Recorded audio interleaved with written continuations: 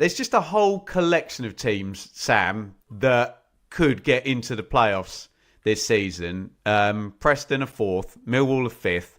Just talked about Watford. Hull, Stoke. You've talked about Wrexham. Bristol City were in there last season, which takes you down to QPR. I was doing the bookies odds earlier, and they're quite hot on Millwall staying in there. More so, I think they've kind of caught up with Preston now. But what's your take? I mean, maybe I can invert the question. Who's most likely to slip down? Preston, Millwall, Hull, Stoke, etc. You bloody love Preston in the predictions anyway, and all the Millwall fans think that you're against them in the predictions. Millwall? Yeah. Well, it's lucky that I don't look. What's going for Millwall? With you, Sam, yeah. What's going for Millwall at the moment is that they have been able to deal with quite a lot of tough injuries, I think, so far this season, which probably shows that they've got a better squad than maybe in recent times.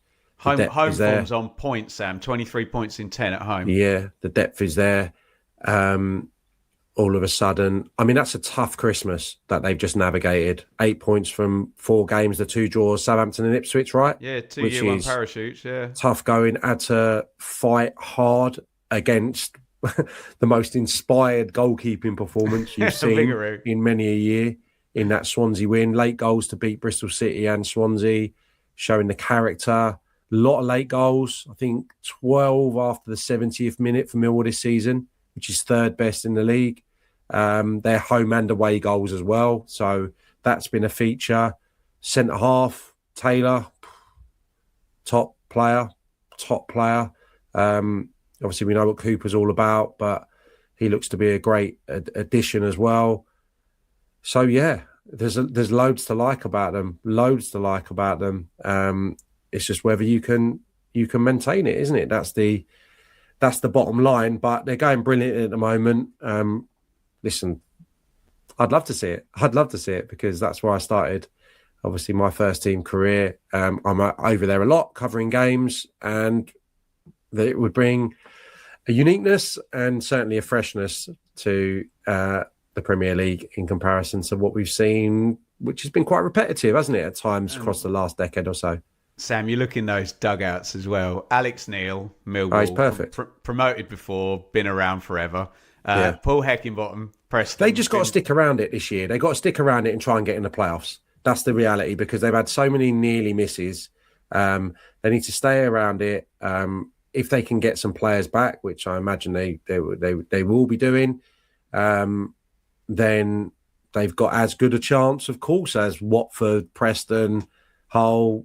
Yeah, absolutely. I mean, I'd probably go to 10th this morning, having seen QPR, if I just go on to them. I mean, that was such a weird afternoon. It was brilliant because I was with my boys and we really enjoyed it. It was a lovely day.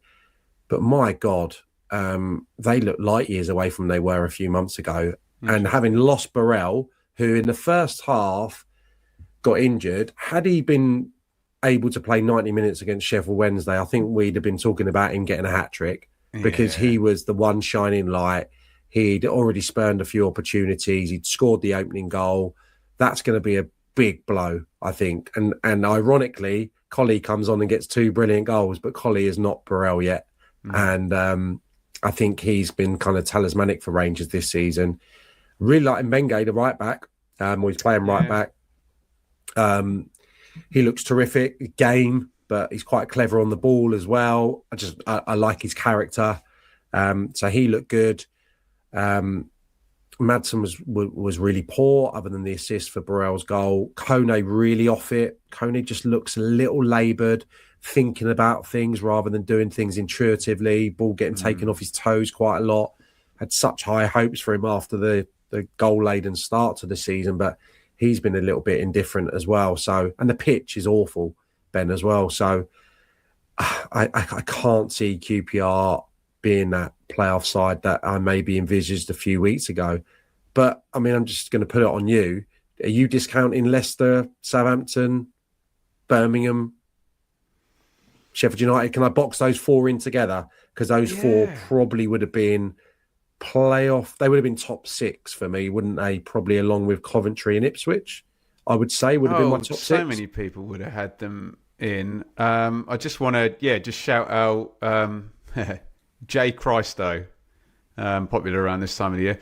Will any of these underachievers, Leicester, Southampton, or Sheffield United, finish in the top 6? I am boxing them off, Sam, and it's a theory I always have, particularly as it pertains to Sheffield United, where you look at a team on a run already that would need to continue that run pretty much for another 15 of the 20 games at least. And you're saying, what is the likelihood that Sheffield United are going to, I don't know, score 55 points in 20 games or whatever? It's ridiculous numbers, but I've probably butchered the numbers there. But to illustrate the point, the lack of margin for error